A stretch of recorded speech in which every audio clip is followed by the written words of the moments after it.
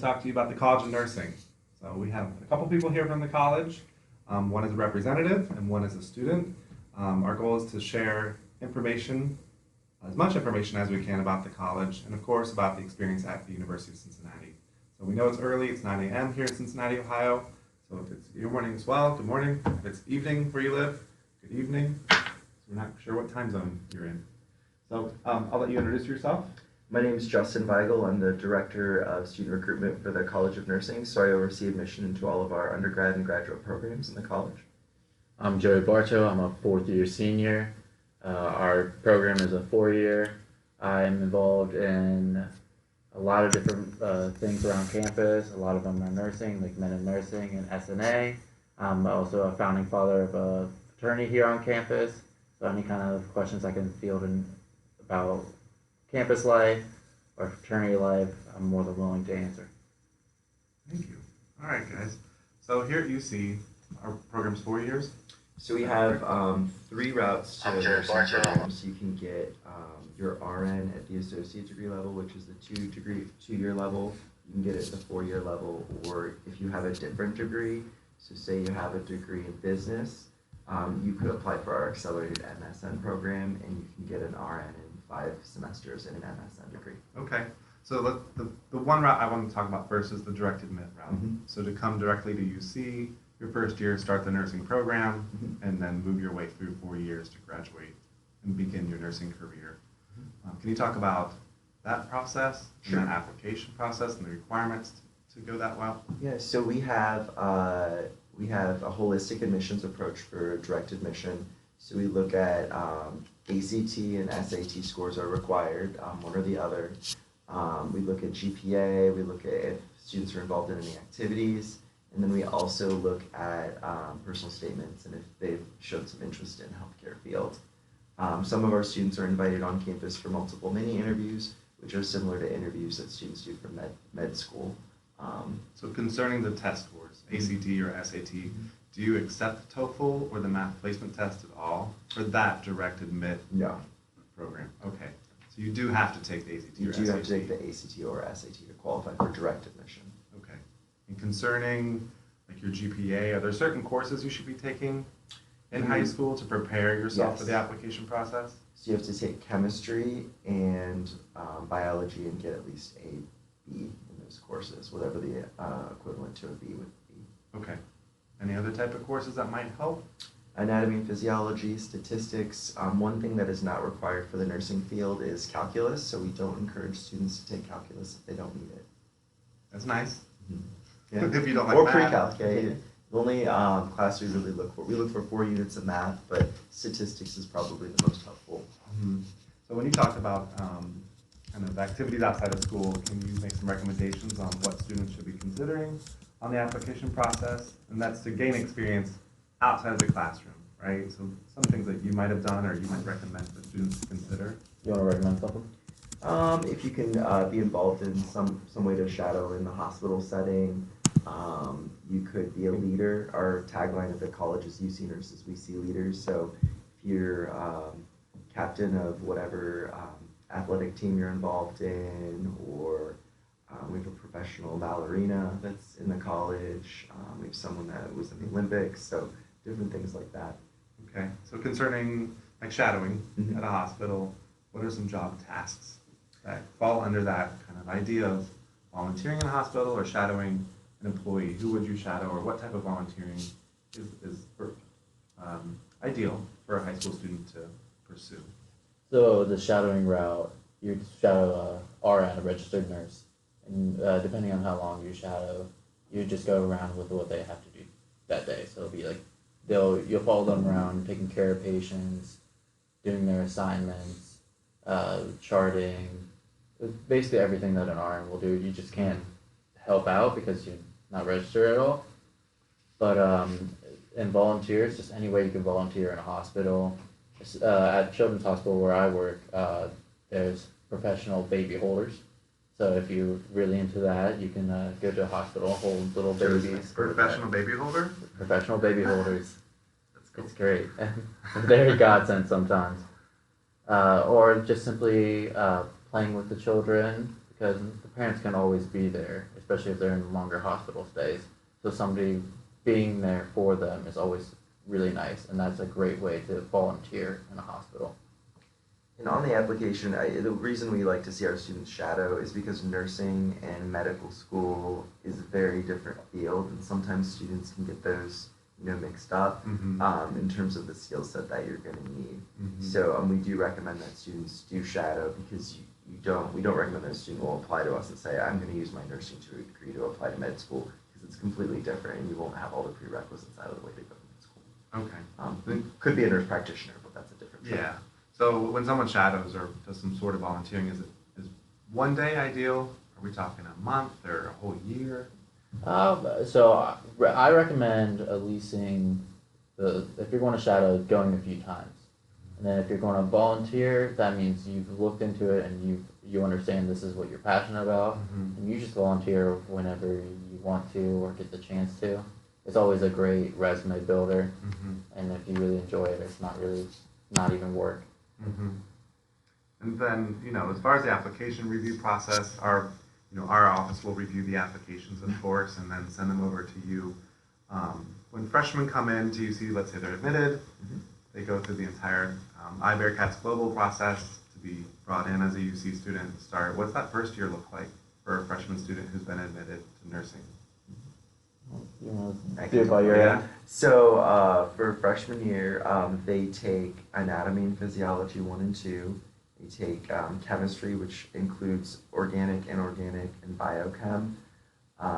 They take statistics and psychology and sociology, and then 2 intro to nursing courses. And most of those courses are offered here on the main campus in Clifton. The med campus is located just adjacent to, so it's about a 15-minute walk from the building that we're in right now. And then second year is when they're in our building full-time unless they pick up a certificate. Okay. So during that first year, are there organizations a student could join? So for an international student, moving to a new country, moving to a new city can be overwhelming and it's really exciting at the same time. Are there some organizations that could join that first year to help them with their study habits, help them get more acclimated with being a nursing student at UC? Absolutely. So in the nursing program, I think most programs here, you get a thing called a learning community, which is a group of your fellow peers where you share most, if not all, of your classes with them. You'll meet a few times a week to kind of touch base, just talk about it and figure things out, do some volunteer opportunities and whatnot. And then there, UC has more than enough opportunity to get involved. There's every club or group under the sun you can find. Greek life is a very prevalent here, so if they find a passion for that, they can definitely get into it. But other than that, just you can find a group for any kind of passion that a student might have. That's good. We have 6 student organizations within the college. We have the Student Nurses Association, which are going to the national conference. It's kind of an advocacy group for the field of nursing. We have UC Men in Nursing, which Cincinnati actually has one of the largest chapters in the country. There's a chapter at Cincinnati Children's and UCMC, so we organize with them. We have Student Tribunal, which is like our student government. So there's a lot of things, and we have a Leadership 2.0 bridge program, which is geared towards, it's a summer bridge program geared towards helping students who are underrepresented in the field of nursing, so that they could apply for potential. Okay, that's great. So after that first year, when students are getting more experience in the field within the program, are students completing clinicals at hospitals, and how many hours are put into that? So getting that real experience while you're at UC is something that UC does really well. So how's that woven in the program at UC's nursing? So starting sophomore year, you're almost exclusively at our college on med campus. The first semester you'll be in lab learning all the different skills that you'll need to be in the hospital. But that second semester, sophomore year, that's when you start going into the hospital. And after that, every semester you will have clinicals in different areas and different hospitals. And so you'll be mostly in clinicals for the rest of your college experience after Really? sophomore. So for the next 6 semesters, till you finish, you're gaining experience. We don't have a summer semester, so we only do the fall and spring. And so, yeah, it would be the fall and spring you'll be in. Okay. You'll have clinicals. You always have classes, but we only break down classes to about 2 days a week. Have clinical 1 day a week. So Your first semester of your sophomore year, you're not in clinicals, but you're in simulation. So we have basically robots that simulate. They breathe. One births babies. They blink. They yell. They scream. You take their blood pressure. So we put students in a simulated environment that would mimic that of what they've experienced. Oh yeah, you did a video. Yeah, that's really interesting. So that first semester and then the second semester of their sophomore year, they're still doing those types of things, but that's when they start in their hospital setting. They'll get experience in psych, peds, OB, all the different areas of nursing, and they come out as a nurse generalist. And then their last semester of their senior year, they do role transition, which is basically taking on most of the role of the nurse. And we require 200 hours for that, so that's more than most programs in the state. Okay. And international students can partake in all this experience-based learning? Yep, so they can participate in all of those things. They'll just have to take whatever licensure test in the country that they want to practice. After they finish? After they finish the degree? Mm-hmm. Okay. So it's commonly called the NCLEX in the United States, but in other countries there's different versions. And can you explain that, NCLEX? So the NCLEX is basically a state licensure exam, and you study for it. There's questions throughout your the whole program to prepare you for it, and then you take it, and that is how you are licensed in the United States to practice nursing. Okay. And have you taken it? Now what, No. are you a senior? yes, I am. So I'll take it once I graduate. You take it in the summer after your Okay. program.